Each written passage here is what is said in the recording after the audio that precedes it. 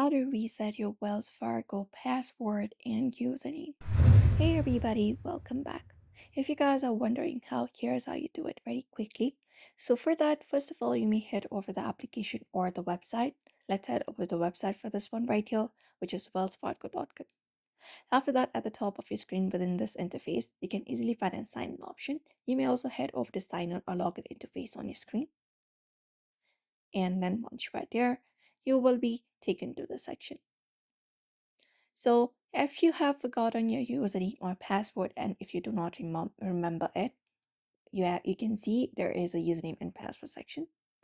And if you do not remember it, at the very last, when you scroll a bit, you can find an option of forgot username or password. You may just head over, locate this option, tap on it, and you will be redirected towards another page.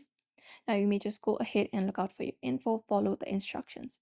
So what things you need to provide them is you need to provide your SSN or ITIN, your username, and your account number.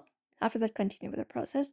And once you've completed the process and verification process and everything, they will give you option to reset your password and username.